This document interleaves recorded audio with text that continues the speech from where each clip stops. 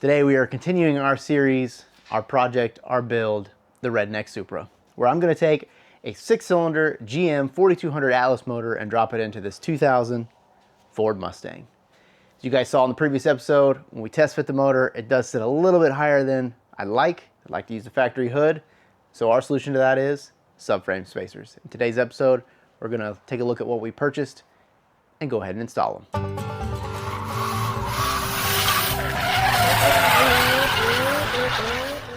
And a quick thank you to our sponsor partners, helping us bring great content to you. Step one is going to be to go ahead and get this K-member unbolted along with the steering rack, which I already started on because this has a Flaming River manual rack and it has offset bushings. We're trying to drop that rack down as well. I may have to run out and grab some spacers for that thing, but we'll find out later. Hopefully a straightforward project. Let's get started.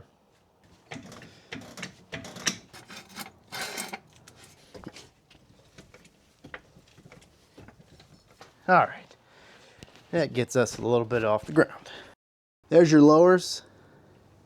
As you can see, 2 bolts, and then your uppers. And don't mind this bit of rust. We might have to take care of that at some point. But yeah, uppers have bolt here, there, 2 down here, and the same for the other side. So I'm gonna zip these dudes out, and the frame K-member should lower down. I've noticed that our shocks, there's no nuts on here. This bolt's not all the way through. Control arms, these aren't tight. So there's work to be done. But let's get these out first, and then should be able to slide those spacers right on in.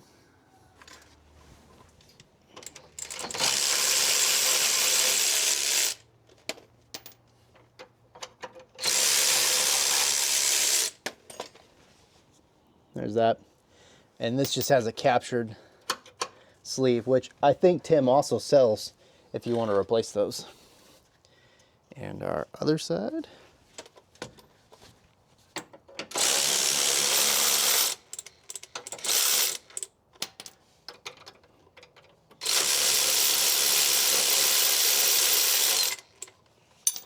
Easy enough. All right, we'll go grab that wrench and we'll get the uppers out. And just as a quick reference, there's the top side. So the nuts, you can access them when the wheels drop down, both sides. So you'll need a wrench on there. And let's see if we can do this one person.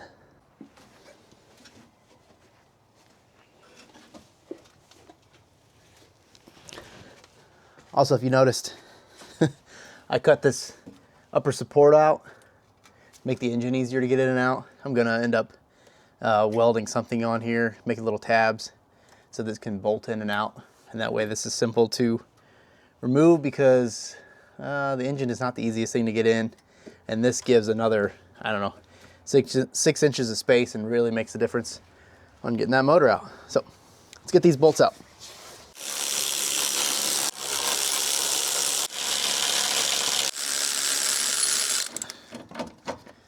All right.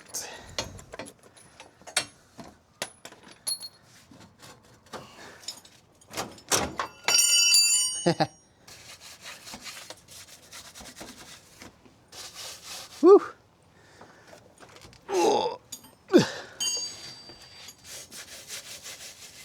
Wow, I wish that wasn't so rusty.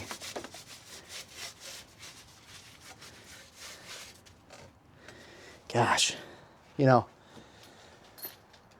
I said that I wasn't gonna take this out and paint it, but with the control arms being loose, I mean, it's literally just unbolting 2 more things and have the K-member out. So I think I'm gonna pull it out real quick and maybe we'll give it a quick scuff and fresh paint. Because I mean, we're already here, we might as well. All right, so here it is, the old K-member. My spacer's out of here. Apparently that bolt's stuck, but yeah, she got a little rust, so let's clean it up. All right, so nothing fancy again. Just hit it with a little bit of Rust-Oleum that I had in the cabinet.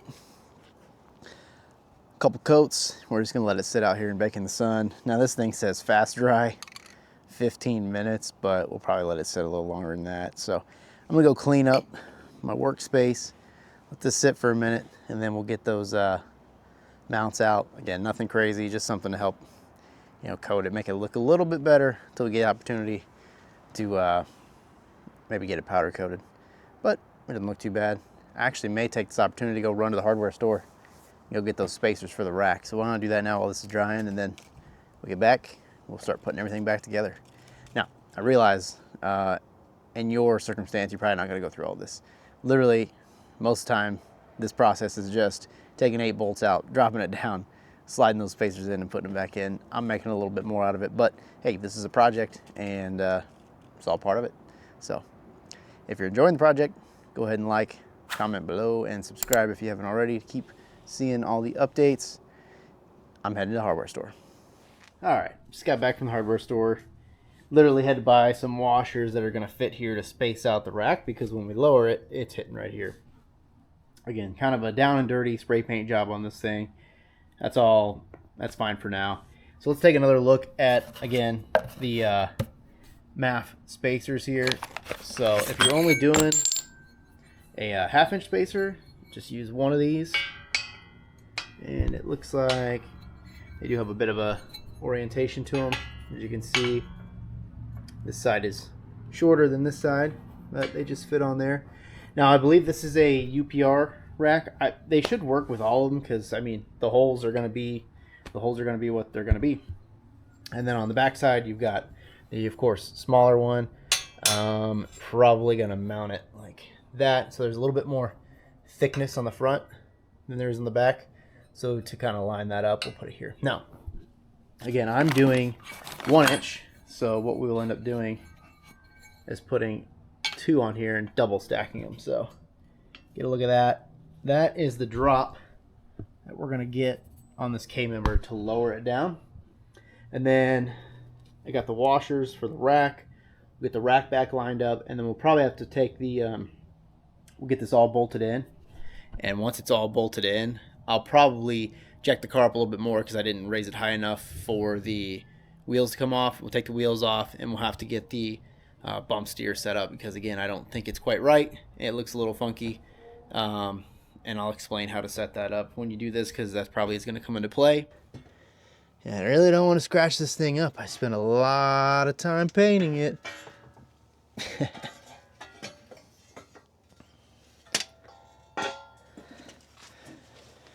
All right, I think we'll get all the bolts loosely in here, so the K-member just kind of hanging. And then at that point, we'll go ahead and put the control arms back in, tighten up the K-member, and then tighten up the control arms. It also looks like the ball joints out on the hub, the nuts are loose on that too, so everything needs gone over when it comes to the front suspension. Now that we have all, let's see here, 2, 4, 6, 8 bolts and all 8 plates in place, now it's just a matter of, you know, aligning the subframe, making sure everything's straight, and then keeping all of our spacers kind of on top of each other. So for example, like this one back here, you see kind of shifted a little bit. So I want to make sure when these are tightened up, you know, these dudes are all sitting perfect how they should be. It looks pretty good. You see we've got this bit of a gap, and again, that brake line, we're gonna have to just kind of push out the way a little bit. I'm sure that's how it was before. So I'm gonna zip all 4 of these up, and then we'll slap the control arms back in. Looks like there was a nut missing on that one, so we'll have to find it. And then I'll show you guys how I did the offset spacers, offset bushings and the spacers on the steering rack. Okay, we've got everything bolted in, tightened down on the K-member. As you can see, looking good.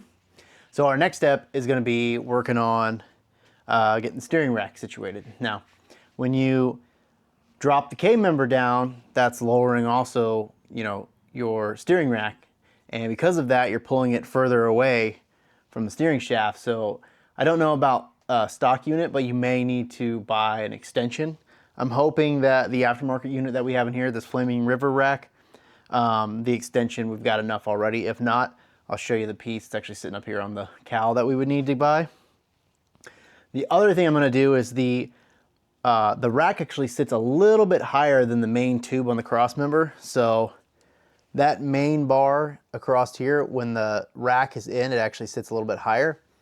And again, our aim here is to get as much room and as much clearance as we possibly can to fit the 4200 back in here. So I have offset rack bushings, so you can see that the hole is not centered.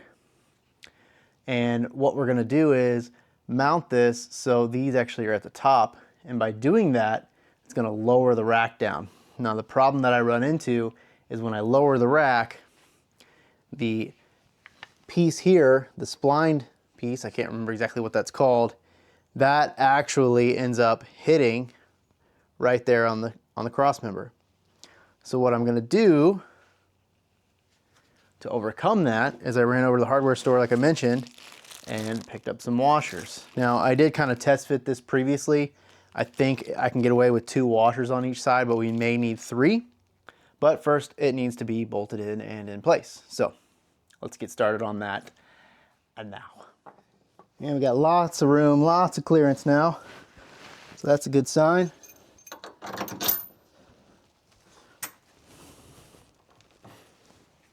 Our bushing might have rotated a little bit. There we go. That's in there. Yeah, now we clear. Good. Okay, cool. And I'm just gonna go ahead and snug these down.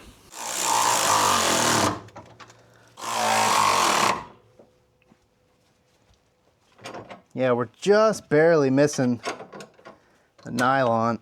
I'm wondering if I could get that to work. K-member's in, spacers are in, the rack bushing is in, spacers for the bushings or spacers for the rack are in, and the steering shaft is loosely in there. We may get a longer piece. I gotta look into that. So I guess with this in here and our new oil pan, it's time to drop this motor back in. And let's see how it fits this time. I'm really hoping that we have enough clearance now to get this thing to fit underneath the stock hood. If not, we'll be getting a cow for this dude. So let me go get the engine on the hoist and we'll drop it back in for the second time.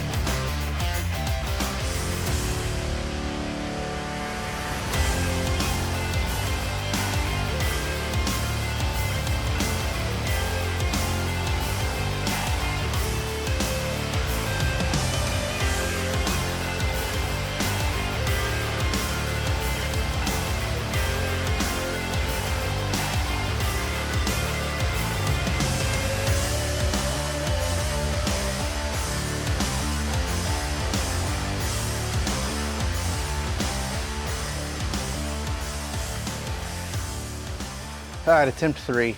We've got our chains just on the front, hoping we can get that angle. We've got a jack underneath the transmission. We're gonna give her one last shot. See what happens. This time it shouldn't turn on us, so.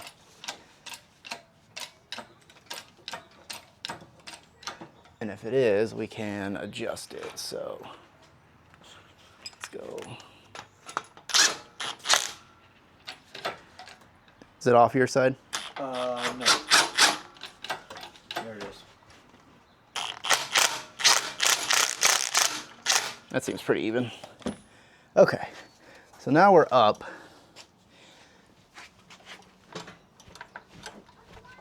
Hey, we're close.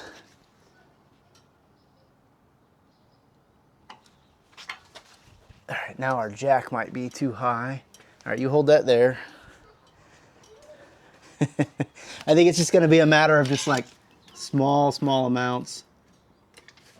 All right, jack's a little further down. How we looking?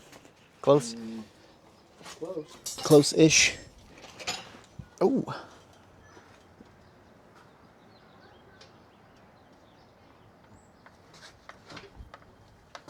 All right, I think it's the jack again. I'm guessing. Wow. It's close. It's just literally, we're right there. Yeah. I can probably go down with it just a smidge more as we push. I think it's probably gonna go down on its own now. Yeah.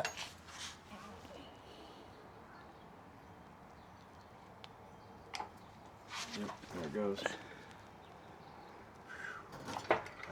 Spare. Wow.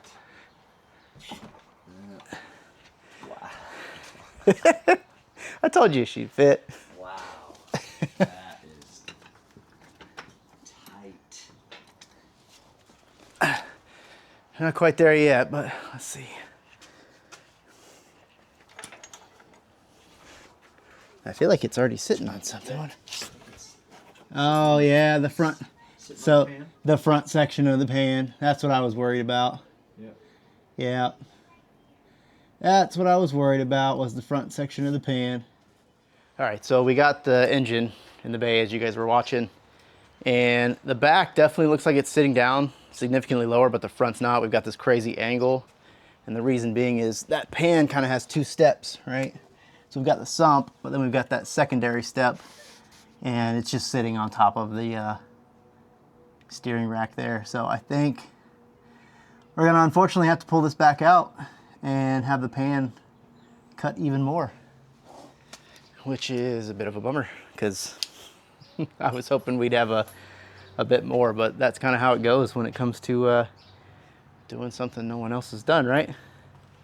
I want to get this engine as low as possible in the engine bay, and right now, here, I mean, we're not even close. We won't be able to close the hood. It actually seems like it's sitting higher than it was when I didn't have the oil pan on it, which makes sense because the oil pan's taking up quite a bit of room. Spacers helped, but not enough. That was tough. So, got the spacers in there. We test fitted the motor again. It didn't fit. It's coming back out. And I guess we'll modify the pan again, and you guys will get to see us drop it in one more time. So, if anything, we got somewhere on it. So, until next time, I don't have a catchphrase. See you on the next one.